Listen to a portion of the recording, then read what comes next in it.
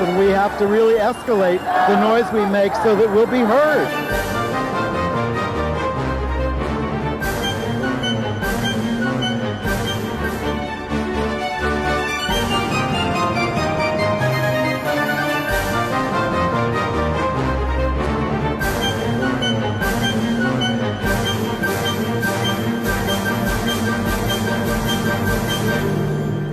Welcome to Gay USA. I'm Andy Humm. I'm Ann Northrop. And we are about to give you the latest LGBT analysis of the 2016 election. It's a slow news week. Not just the presidential election, the whole election. But we could probably spend a few minutes on that debate. Yes. Also, we will tell you about the conviction in the 2013 assault on Taj Patterson, a black gay man in Brooklyn. A federal judge in Ohio has upheld the right of a transgender student to use the school restroom consistent with her gender identity. We're going to show you a very nice moving video made by the survivors of the Pulse massacre in Orlando, speaking out, thanking their supporters, and talking about how they're doing. A pro-LGBT judge in New York was saved by a lesbian. We will tell you how. A famous skateboarder has come out as gay.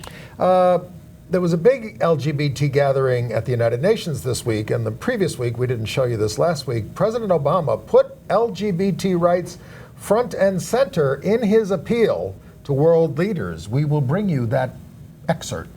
On the other hand, they're evidently not listening in Uganda and Haiti, where LGBT events were suppressed by the governments there.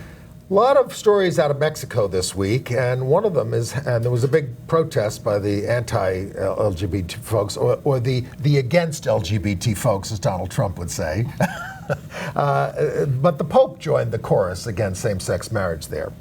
A little bad news in medical news. Our last line of defense against gonorrhea is weakening, and syphilis is spreading in large proportions among men having sex with men. If you don't stay for the end of the show, let me just say it now. If you are using PrEP, you need to use a condom, guys, because that will protect you against these other diseases. Everything old is new again, back to the 70s. All right.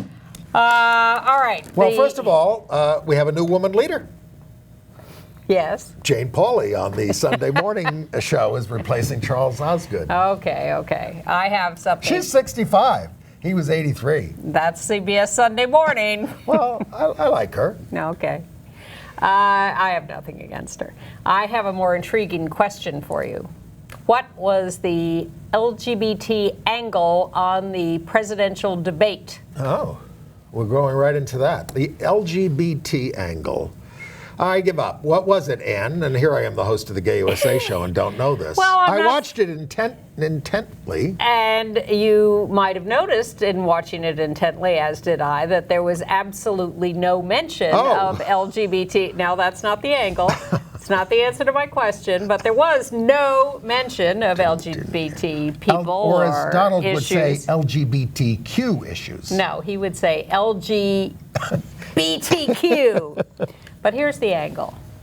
Vice presidential candidate Tim Kaine watched the debate with the gays in Orlando. He was at an HRC event after making a visit to the Pulse nightclub. I did see that part of it, yes. So what that tells us is that the LGBT vote is extremely important to the Democrats, and therefore they sent the vice presidential candidate to the LGBT community during the debate. Well, let's talk, I mean, since we have some time this week, let's talk about LGBT issues in this campaign and what's at stake this year for everybody. Now, there was a poll that came out that said 20% of LGBT voters were going to go for Trump. And people were posting this, oh my God, that's nothing. 20% is nothing. It Well, makes it's us routine. it makes us the second most reliable Democratic constituency next to African Americans, who are really smart and know where their bread is buttered. Other groups, it's 20, 25% you can peel off of Latinos, Asians, etc. But only 20% of gays, is not alarming. Given past experience. Not in the greater scheme of things, but to those of us who look at the issues on each side, it is still somewhat appalling to find anybody supporting him, given what we know he I think it's a good time. Well, he's just appointed a Catholic Advisory Council headed by Rick Santorum, and including Sam Brownback, the governor of Kansas, and these are the people who want us dead. Well, essentially, let me not exaggerate. They haven't actually said that, but they are certainly they have supported every anti-LGBT. We certainly died like crazy during the Reagan administration over the neglect of AIDS, which was purely homophobic and racist. And every person that Trump hires or appoints is someone virulently anti-LGBT, and people have to look beyond whatever appeal they find in his approach to life and understand that if he is in power, things are going to go very badly for us. And we should talk again about how. I mean, when NBC News posted this story about the 20% of LGBTs going for Trump, they said, he's trying to, be moderate on these issues. But then he appointed that Mike Pence, who's pretty anti-gay. No, Donald Trump is very anti-gay. And look, we are a nonpartisan show. We're just giving you the facts on where the candidates stand. So let's just run them down again. Well, opposes same-sex marriage, supports that First Amendment Act in Congress, which would give everybody the freedom to discriminate against everybody on a religious basis. That they're religious. He's, as you say, surrounded by anti-gay bigots, and he's supported by the biggest anti-LGBT zealots in the country. Yes. He speaks before them; they cheer him on. Has promised to appoint Supreme Court justices who mirror Justice Scalia, who was the most anti-LGBT justice of the Supreme Court. And has said he wants the marriage decisions overturned. Now that means that it would give the power to the states again. And again, we've overturned Supreme Court decisions, sodomy we lost, sodomy we won, right, in 2003. So that they can go back if you get a conservative court that says, yes, the states have a right to ban this if they want to. That wouldn't end it in New York, but it could end federal rights if the Congress then wanted to once again say, no, federal government doesn't recognize same-sex marriages. He supports HB 2 in North Carolina and supports the right of any state to pass similar laws anywhere. He doesn't support the Federal Equality Act, which we need to cover things nationwide. And by the way, on those Supreme Court justices, he also had, some of those people on that list have openly said the states should have the right to ban sodomy. Yeah. And again, there were 13 states that had anti-sodomy laws when the court overruled them all in 2003. The case was out of Texas, where George Bush, who was governor, said that he supported that as a good statement of family values in those days. So this could go against us again. He wants to abolish Trump every executive order that Obama ever issued. And a lot of those executive orders had to do with gay rights. There were some big ones, like covering contractors across the country, which covered 25% of the employment in the United States. The administration has been consistently interpreting sex discrimination prohibitions as including transgender people and sexual orientation. That needs to continue. He would stop that. He hasn't met with AIDS leaders. He opposes abortion rights. This will hurt access to contraception. I mean, do I need to go on? And the fact is that on every one of the issues we're talking about, Hillary Clinton takes the other position. She supports our rights on all these things and would enhance them. We hope. Well, that's what she's promised to do. I worry about a gridlock Congress. I worry about the fact that the hatred and the vitriol will continue no matter who gets elected. Everything on cable news is about the presidential race. They never talk about the other races. There are a ton of them, and right now the polls don't look good for the Democrats taking back the Congress. For certainly not for the House, and now not even the Senate. The Koch brothers are pouring tons of money into those Absolutely. contests Yeah. in places like Illinois, where et cetera, where there was a good chance for a Democrat to win. Everybody says, the campaign is too long. Well, I think the campaign is too short. We have to be involved every day in politics, locally, nationally, Congress, all those things. And because American voters are very low information voters. They don't know. Do you know who represents you in Congress, in the Senate, in the State House? You're going to get viewer email from people Many of you do know. Many of you do. But you know that, just ask your friends, many of them don't. And if we don't know these, and that's what politicians count on. You don't even know who they are. And therefore, they can get away with everything. And they can just do what they want for their donors, and they don't have to do anything for us. Well, look at the stupidity of the news media, who are supposedly covering these issues every day, and how ignorant they are. Well, at least they're still describing Trump as a moderate on LGBT issues. At least the New York Times, Washington Post have sort of taken the gloves off, and they said, look, if Trump lies, we're just going to call it a lie, which is what it is. We're not just going to report what he said.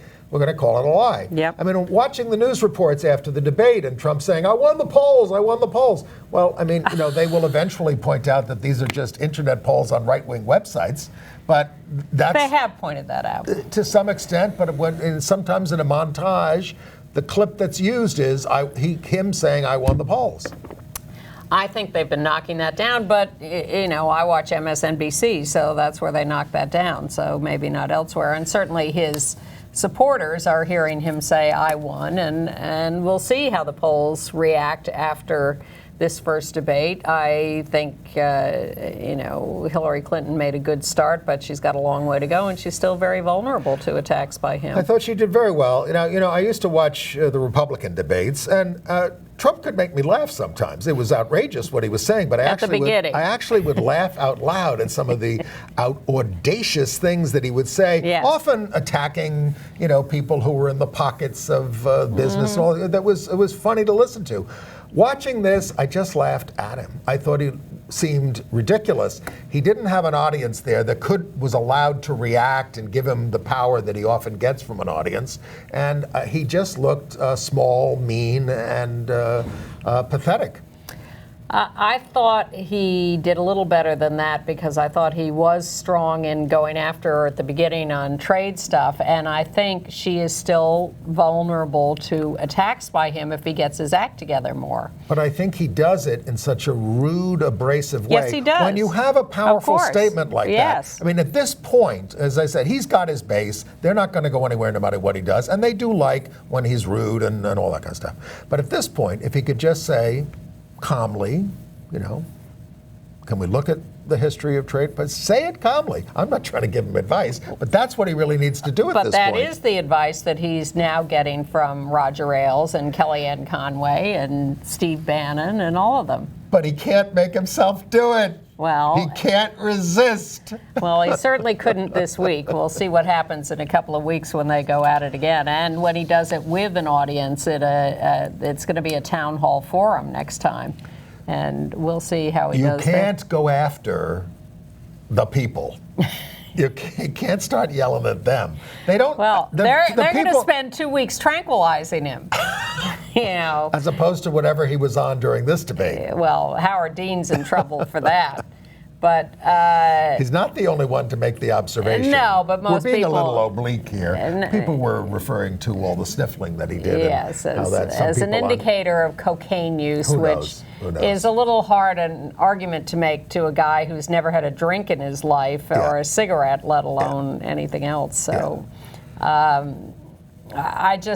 I think it's a good first step, but there's a long way to go. But I think the campaign did finally really begin for real this week. And I really do hope that we, who are more informed, those of you who watch the show, will be more involved in talking up the down ballot races that are so important, because if we continue to have a regressive Congress, no matter who wins, it's going to be horrible. Hillary went to North Carolina the day after the debate and again reinforced her opposition to the state's HB2, the bill that forbids transgender people from using the bathroom appropriate for their gender identity in state buildings. And forbids non-discrimination laws that go beyond the state law, which does not include sexual orientation or gender identity. And she was good. She called it mean-spirited, wrong-headed, and she made it clear that it was the decision of the North Carolina legislature and the governor to pass and sign it. And she said more than that, it has hurt people. Yes. It sent a message to so many people that you're not really wanted, you're not really part of us. I think the American dream is big enough for everybody. And there's more action on this. I think HRC has a lot to do with this. That's the Human Rights Campaign, not Hillary Rodham Clinton, although she is on our side on this. More than 50 investment managers with accounts totaling $2.1 trillion. What are you doing with all that money? Well, they have come out against HB2 and saying the damage it's doing to the state may be irreversible at this point. Well, they're pointing out certainly the economic impact on the state and people's unwillingness to invest in the state, build factories, companies, spend money there. And they say that while the rest of the country is slowly recovering and creating new jobs and cities are coming back and all of that, that North Carolina has a state government-inflicted recession. And therefore, they want the law repealed, and they don't want to invest in the state until it is. And the incumbent governor, McCrory, and there is a gubernatorial election there this year, is just blaming everybody else, lying in his advertising. You know, if Charlotte would just change their law, there wouldn't be any trouble. And then he lied. Change their law means repeal their non-discrimination law for sexual orientation and gender identity. And he lied about a meeting that he held with a transgender activist and Chad Griffin on this, and just keeps lying. So Roy Cooper, who's the Attorney General there and is on our side on this issue, and is running for governor. Right. On his ads, he is running all of McCrory's lies on this. With the tagline, "Governor, it's time to take responsibility and repeal the law." It's funny. I mean, even Mike Pence in Indiana, finally they didn't do a good thing for us, but they did repeal the bad law. They then didn't move on and pass civil rights protections for us. But even Pence did that, and we'll hear more from him on Tuesday. I was happy to see that Tippecanoe County in Indiana passed a gender identity and expression non-discrimination law this week. Tyler did too. Couldn't resist that. Now, you may not remember that from the campaign of 1840, but Andy was there. Was it 1840 or 1820? I don't know. I wasn't there. It had to be. I'll look it up later in the show. William Henry Harrison. Tippecanoe and Tyler too. And Tyler got to be president. Okay. All right. In other political news, can we move on 1820. to other? Let's look at what California's been doing. Yeah, California, a lot of good stuff. Well, California. One more thing before we move on, because we're talking about business and this legislation. They don't have this legislation like HB2 in Texas, but they're ready to pass it. Yes. And so the Texas Association of Business has condemned it and said, don't do this, don't put us through this here in Texas. That's the Texas version of the Chamber of Commerce, and I find it quite stunning that, this is an almost unanimous rejection of discrimination by corporations around the country, wherever this comes up, in Indiana, in North Carolina, in Texas, in all these places where you might expect a somewhat different outcome. Yes. Business is on the side of non-discrimination. Well, they take a position against these laws because it's bad for them. They still support people for public office, tons of them, who are right-wing tax cutters who they want in office, who also support anti-LGBT legislation.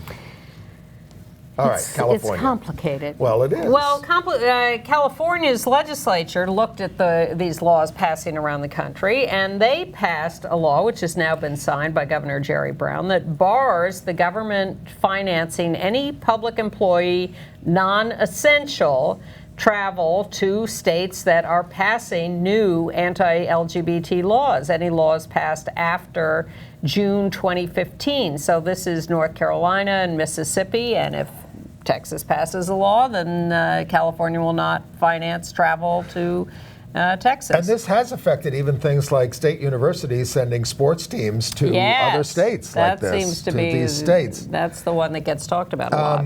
Now, they do have executive orders that do this in New York State and Baltimore, San Francisco, and a couple of other places. But this is law now in California. Yep.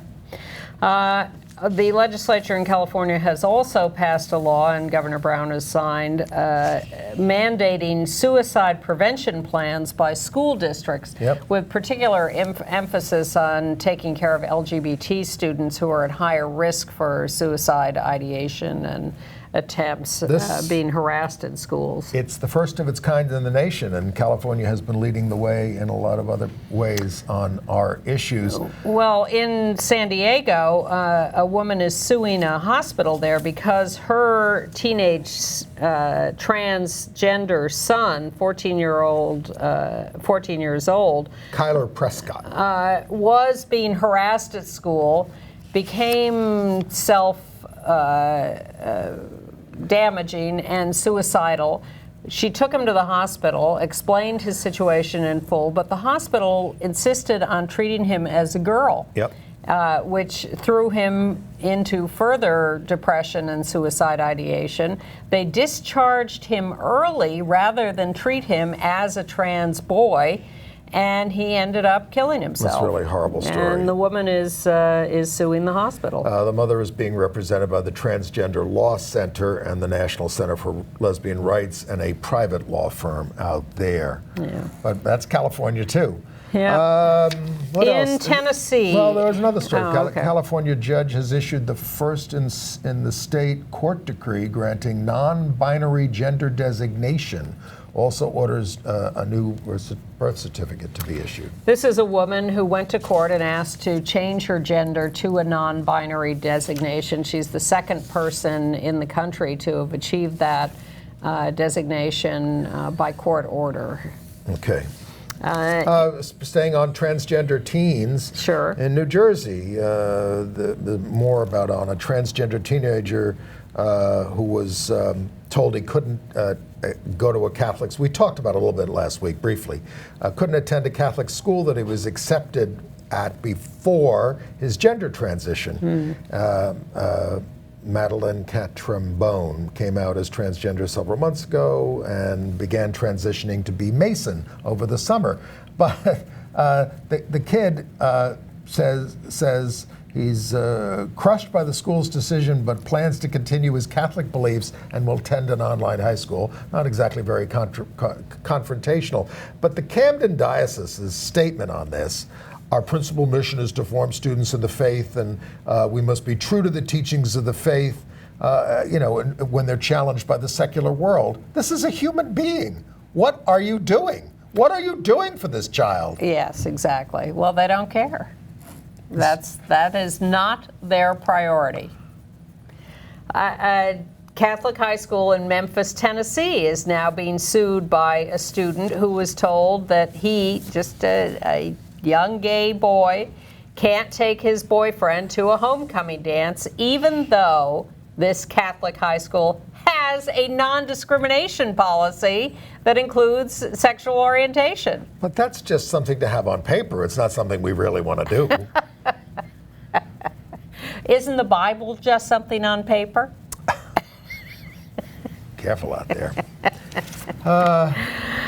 In Ohio, Yes. in Columbus, Ohio, a federal judge has ordered a school district to allow a young trans girl, 11 years old, to use the bathroom of her gender identity. These are the Highland local schools in Morrow County, and they said that they weren't persuasive in saying that that having the student would jeopardize other students' privacy or safety. They ordered the school to use a female name and pronouns in referring to the 11-year-old. To treat her as the girl she is. Yep. The school had challenged the Obama guidelines for how to treat transgender students with respect.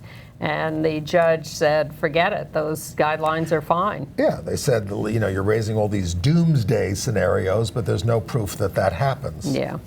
And a note from one of our viewers, the October convention of the Society of Women Engineers includes LGBT sessions, including a session led by a trans woman engineer. Mm-hmm.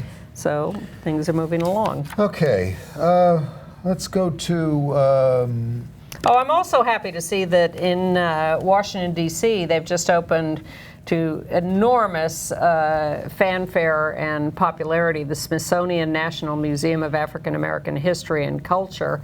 And LGBT African American history is integrated throughout the entire museum and all the exhibitions they have there.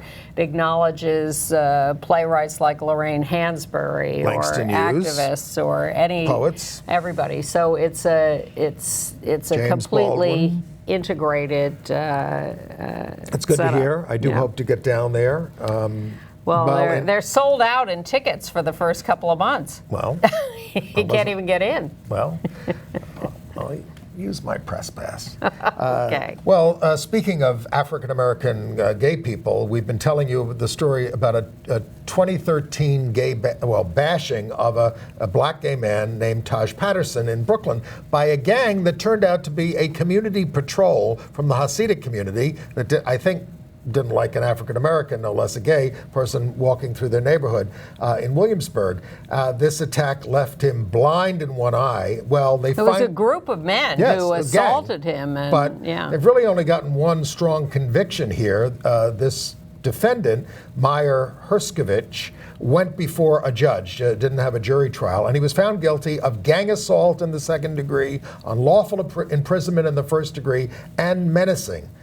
He faces a prison sentence of 3.5 to 15 years on the top count. Now, it was my understanding that it was clear in the context of this assault that they assaulted him as a black gay man. Mm-hmm. But I was offended by the New York Times' latest story on this conviction that referred to him only by race and not by his sexual orientation. There wasn't a word about him being gay, and I thought that was inappropriate. And yes, and this story has larger implications because Taj is also suing the city of New York because they dragged their ass on the investigation very much because they didn't want to offend the Hasidic community. Well, these community patrols operate hand in glove with the local police precincts, and without any real oversight, just this collegial atmosphere, and they are basically often vigilantes in the way they operate. I'm not against neighborhood patrols, people watching out for each other, those kinds of things, but it has to be handled. You can't take the law into your own hands. Right. Which, well, of course, they were dishing out a punishment to this guy, Absolutely. A horrible punishment. Another report of violence in Atlanta, Georgia, where 3 men lured a gay man on Grindr, robbed him and killed him. And they have captured 2 of the men who did this, and one is still on the loose. Terrible story. Before I forget about Grindr, this is something else that I read this week, and I wasn't going to do it as a story, but apparently they are editing. You can't use the word "party" on your profiles. On Scruff, I thought that was one of those things. Several of them. Yes, party, because that means drugs, but that means if you're a member of the Democratic Party or the Labor Party, that you can't have that up there either. Party. Unintended consequences, maybe. All right. And speaking of political parties, our very local story, but we're happy that our friend Doris Lynn Cohen has, in fact, basically won her judgeship. We have a picture of her. She was renominated by the Democratic Party, and that's Doris on the left and Rosie Mendez, the city council member, out lesbian, on the right. Rosie is the woman who saved her by, the Democratic Party didn't want to nominate her, so, well, she didn't come out of our screening panel, so we can't. It was a corrupt process. We can't nominate her. And Rosie said, let me see those rules. And she reread them and said, no, it says you can't nominate her from the executive committee. I can get somebody to nominate her from the floor. That's what they did. Oh, and in the end, she is approved unanimously by all of the delegates. Well, you and others have shamed them so much publicly that they had no choice. I'll tell you. But she's this is really over real estate matters. She's a pro-tenant judge or pro-tenant, pro-gay, pro-immigrant, pro-everything. And the screening panel is packed with landlord lawyers, and they wanted to get rid of her. Yes, and you and I, in doing this story, I mean, we live in Manhattan. People out there think of it as a very liberal place. The judiciary is stacked with a lot of reactionary judges coming out of places who were, put there by the real estate industry. Folks, I mean, this is what we say. We have to pay attention right down to the last thing. And if the Republicans gain more power nationally, they are going to stack the courts with a lot of right-wing judges. I mean, they have pointed out that Obama has appointed a lot of federal judges when he's been allowed to, who are fairly progressive and have changed the judiciary. But that's going to go right away. And the thing is, if you don't have a majority progressive Senate, I don't know how else to say it, Democratic Senate, it's going to be tougher to get these people confirmed. Because they can always just fold their arms and say, send us someone we like. Nope, we're not confirming them. Merrick Garland is the current example of the Supreme Court. Many federal judges. Many. There's so many vacancies in the federal courts because they can't do their work. Yeah. All I want a judge to be, honestly, is fair and follow the law. I think we win when that happens. I'm totally open to that. Fair and following the law. Right. We want to show you now a video from Orlando. The victims of the Pulse nightclub massacre. Well, the survivors, really. Survivors, thank you. The survivors put together a video. They wanted to thank the people who had supported them, that the community supported them, that their recovery has been enhanced by the support of people from around the world. And I think it's really, really important that we not forget the 49 people who died and the dozens more who were injured. Absolutely. And the community that was attacked by this one, I want to say madman. I don't know if that's a clinical diagnosis. But we thought this video was quite moving, and so we would like to show it to you.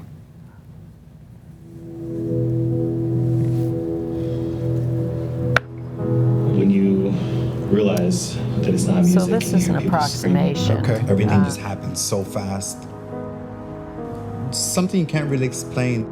I was signing my check and getting ready to go when you hear the gunshots. I was there with my husband and 6 other friends. I lost 4 of them in tragedy. Going to replace my only child. He was just my whole world.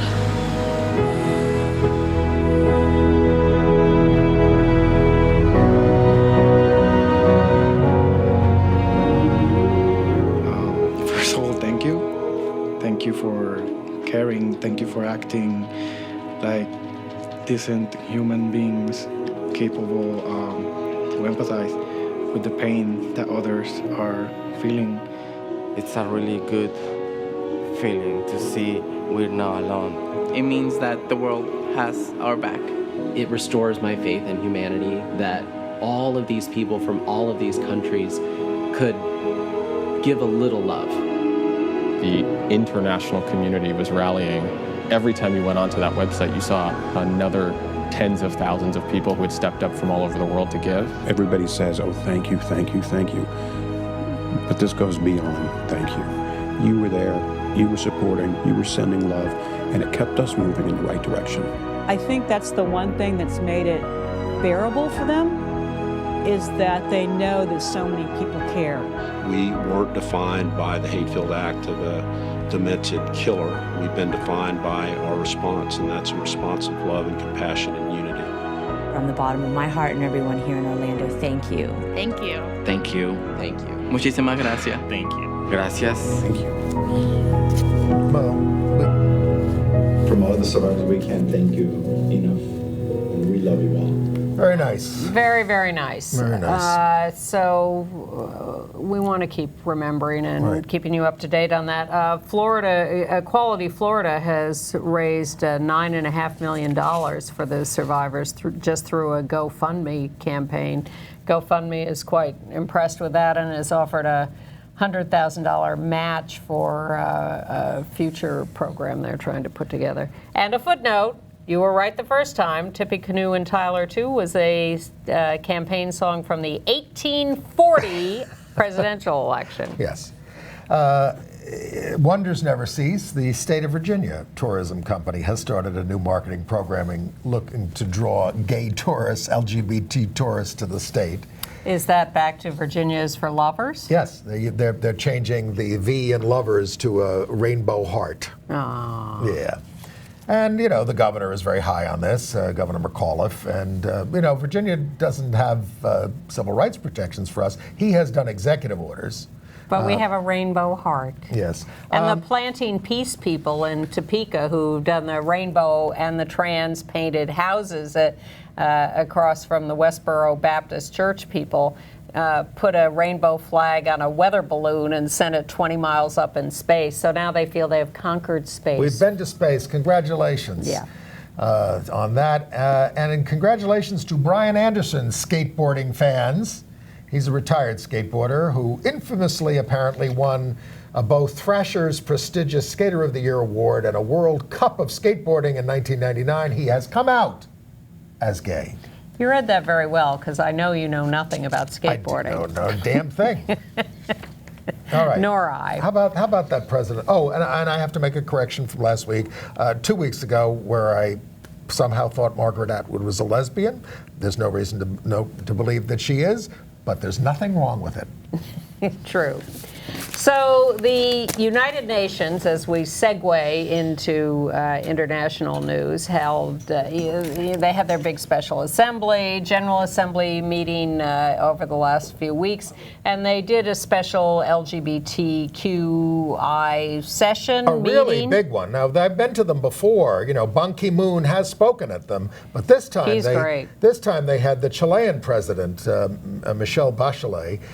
They had Caleb Orozco of Belize, who just won the big sodomy case down there, the gay activist. They had the Norwegian prime minister at this thing. So it was a step up. Okay. In terms of what they're doing. And Michelle Bachelet, the Chilean president, in the context of this meeting, promised to introduce a marriage bill in the first half of next year. Yep.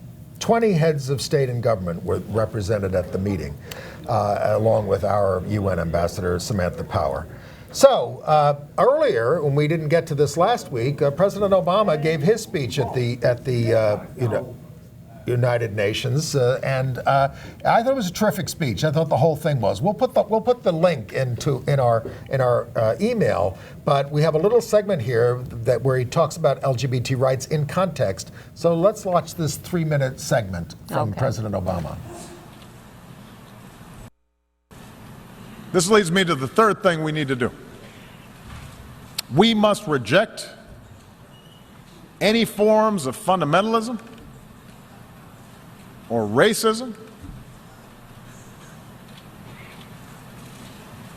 or a belief in ethnic superiority that makes our traditional identities irreconcilable with modernity. Instead, we need to embrace the tolerance that results from respect of all human beings. It's a truism that global integration has led to a collision of cultures. Trade, migration, the internet, all these things can challenge and unsettle our most cherished identities. We see liberal societies express opposition when women choose to cover themselves.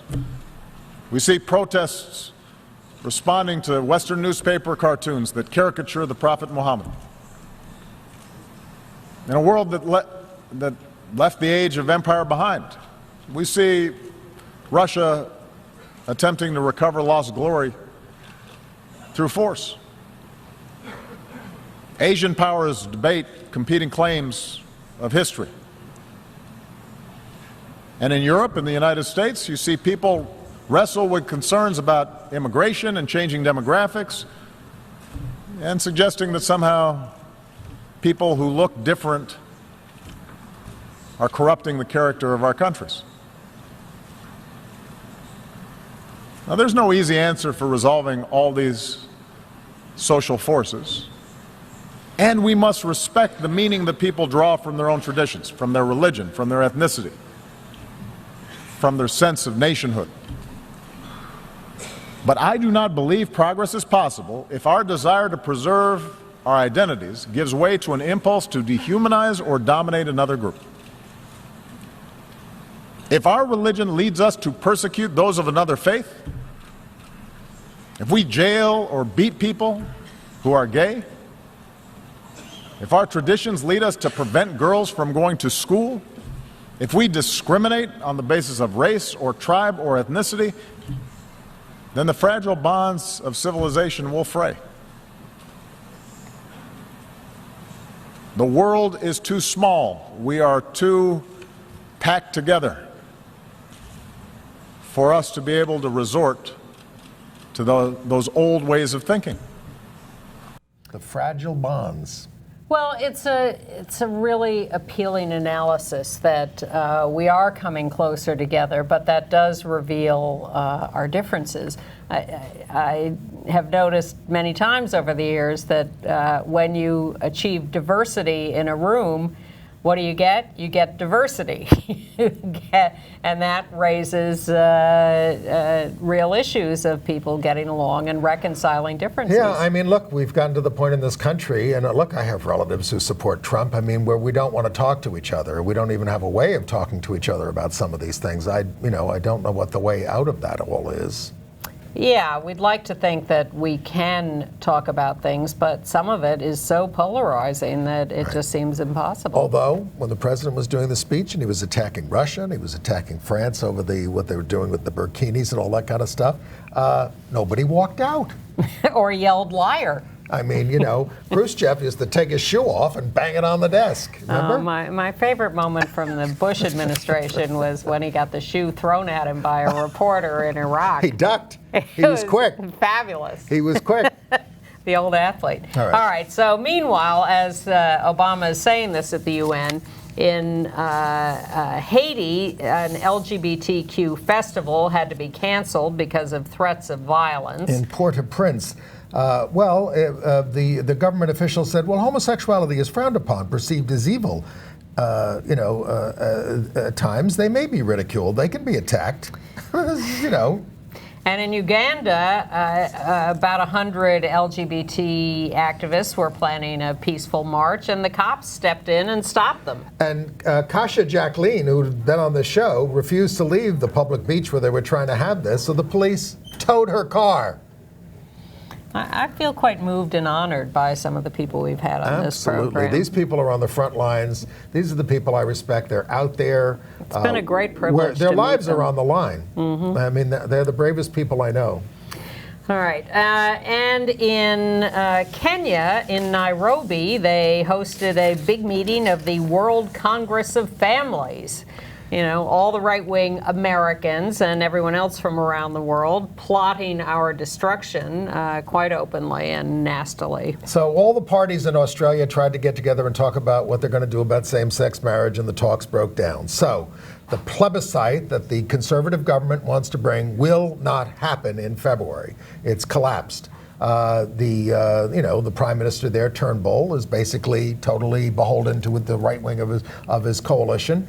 And this means that you could see same-sex marriage delayed there for several years, unless this drives the government out entirely. But they do have civil partnership rights in Australia in the meantime. Meanwhile, same-sex marriage seems to be at the top of everyone's mind in Mexico. And Congress is now taking up the president's proposal to legalize same-sex marriage nationally, legislatively, although outsiders look at it and say, look, that's all a mess that may or may not happen. Meanwhile, the courts have been legalizing it state by state all along, and you really shouldn't go through all this legislative process. And they just had a big adoption decision down there, didn't they? The Supreme Court of Mexico has okayed adoption by same-sex couples. So, some of the developments, the right wing is really in gear there in Mexico, and they're having massive demonstrations while we're having little ones to oppose them. So, one reaction to, and by the way, they got great encouragement from the Pope this week, for the right wing. He expressly supported the Mexican bishops in their effort to, quote, support the family and life amid the burgeoning. He says, I join willingly the bishops of Mexico in supporting the efforts of the church and civil society in favor of the family and of life.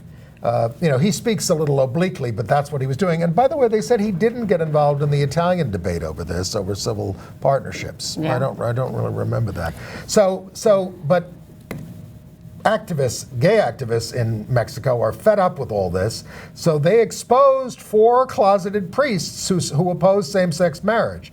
Outed them as gay. I call it reporting.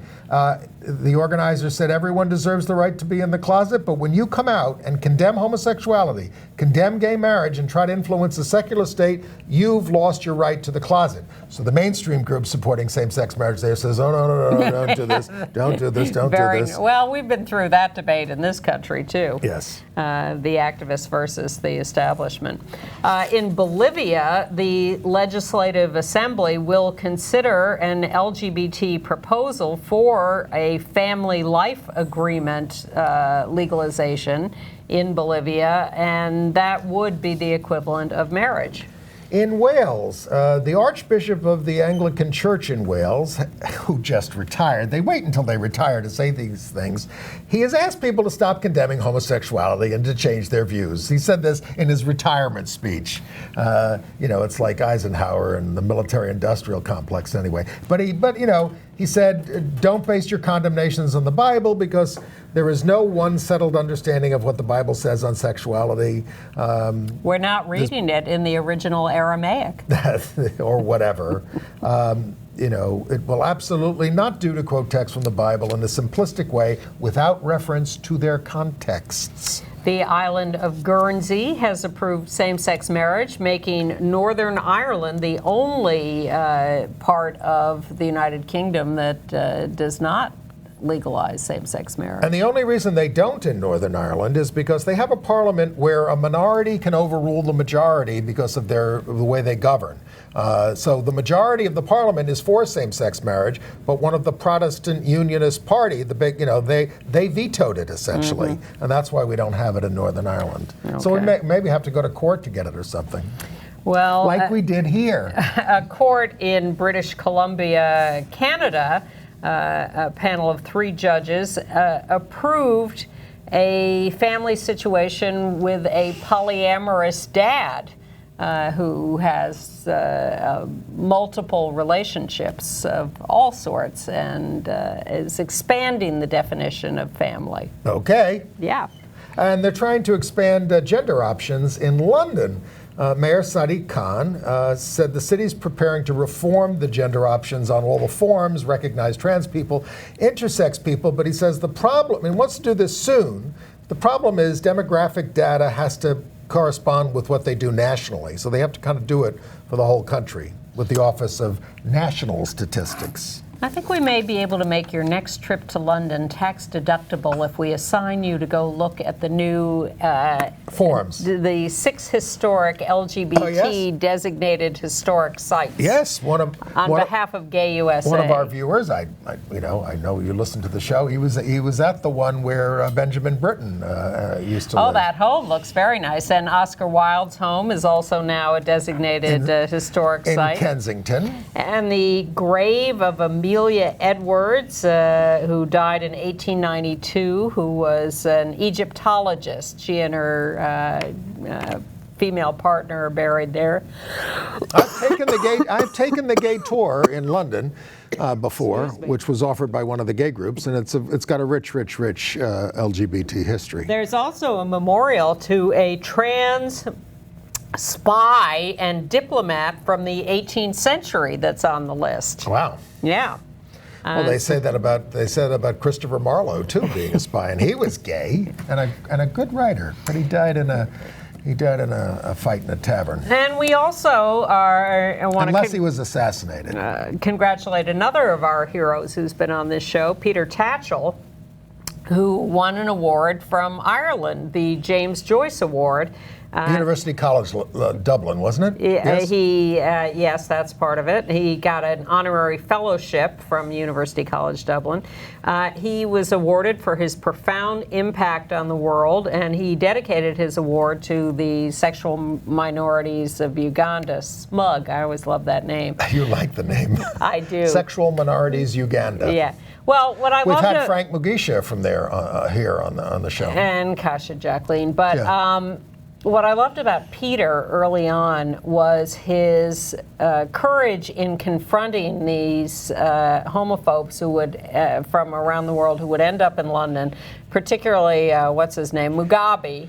From Zimbabwe. And but not just for gay issues, but for many human rights issues. But Peter Tatchell would throw himself in front of Mugabe's car. He grabbed him. He made a citizen's arrest. Yes. He grabbed him and made a citizen's arrest while he's coming out of Harrods. This is the president of Zimbabwe. And got the crap beat out of him, Peter did, for that. And he tried that again in a hotel. Yes. And when he was opposing the war in Iraq, he jumped out and stood in front of Tony Blair's car in the middle of the street and stopped it.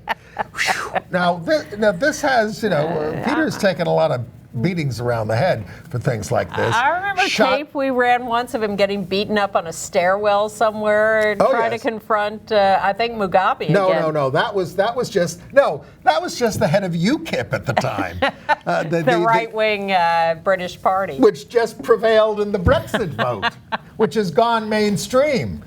The thing about doing these... Don't do it, America. It's very satisfying as an activist to do these things. You may get beaten up, but eventually you get awards and you get to sleep at night because you feel good about what you're doing. Oh, well. Congratulations to LGBT activists in St. Petersburg, Russia, whose 2016 Queer Fest came off with no attacks, no violence, no government interference. It was a love fest. They're asleep at the wheel over there. Oh my God. Is Putin trying to get Trump elected by not attacking gay people this year? I don't know. Well, it was stunning. Then they diversified Trump, I don't think Trump's for us. They diversified their offerings at this Queer Fest. They had sessions on people living with HIV and transgender issues, people with disabilities. They're too busy bombing the people of Aleppo. Yeah, non-binary gender issues, intersex, feminism, families with kids. No stress at this event. Activists were just nonplussed. But in Malawi, in Africa, the right wing there is planning big anti-LGBT, anti-abortion marches. So, it's still busting out. And a couple of interesting reports. In Cambodia, the Center for Human Rights reports shocking levels of discrimination against trans women. Now, we sometimes think of Southeast Asia as a place where trans issues are more easily accepted or talked about, or trans women in particular are more commonly honored. But Cambodia's Center for Human Rights has this new report about shocking levels of discrimination. And in Pakistan, the Commission for Human Rights has urged an end to discrimination and violence against transsexual and intersex women. How about gay people? Well, look, that too, of course, but the fact that there is a Human Rights Commission in each of these places that is pointing out these needs, I think, is wonderful. Well, yeah, I mean, human rights people, tend to be on the right wavelength. They go to international conferences, they get more educated or in tune with these things, and that's helpful. But it says to me that these issues are rising all over the world, and we're certainly in a period of transition and working all this out, but I've always felt that we live at a time when this is evolving, and the point of this show is to document a lot of that and watch this evolve, and it's fascinating to watch it become prominent as an issue in every corner of the world. That's why I recommend you sign up for our emails. Go to our website and sign up for our emails, because I will send you that link to President Obama's full speech. I was, it came on, I thought, but I really got into it. It's such a complex view of the world and how it could be made better. A sophisticated view of the world. Yes. An excellent speech. Yeah. And I don't always say that about things politicians say. AIDS and medical news. Well, the CDC is sounding a more urgent alarm about emerging drug-resistant gonorrhea. There are these resistant strains that have to be treated with 2 drugs, and one of them doesn't work at all anymore, and the other one is weakening. And folks, a lot of this is due to people on PrEP who are no longer using condoms, because, all right, if you use PrEP, you're not going to get HIV, but all these other STIs, sexually transmitted infections, still exist, and the CDC says our last line of defense against gonorrhea is weakening. If you can't cure gonorrhea, you are in big trouble. Well, and the other part of the CDC report is that syphilis cases are up astronomically among men having sex with men, and 100 times higher by proportion than among straight men. And this is, we're old enough to remember the 1970s, which was this beautiful little window of sexual freedom for particularly gay men. Yes, I do remember indeed. Somewhere in the recesses of your mind, when, after Stonewall and before HIV was discovered. And what happened during that time was an enormous incident of sexually transmitted diseases. And we did have projects that took care of it. It was the Gay Men's Health Project that started it before Gay Men's Health Crisis, where people tried to cure these things and take care of them, but it was bad. And so HIV came along. People started using condoms. Sexually transmitted diseases were less frequent because of condom use. And now that HIV is less prevalent and people are on PrEP, or people have their virus suppressed, so they're having unprotected sex, lo and behold, here come the sexually transmitted diseases again. So we need to develop a peer culture again, where we insist on condoms. We're down to 45 seconds to do all of entertainment news. Go ahead. The Modern Family Show has added a transgender child actor, Hooray. a young trans boy. September 30th, this week, a new documentary opening, Do Not Resist, about the militarization of police forces. Looks very scary. October 4th, a movie Coming Out comes out on DVD and video on demand. And there's a thing with a new Will and Grace reunion on behalf of the Hillary Clinton and the election. It's really flat. I loved Will and Grace. He hated it, but we both did not enjoy it. We did not enjoy it. All right. Well, that's it for this week.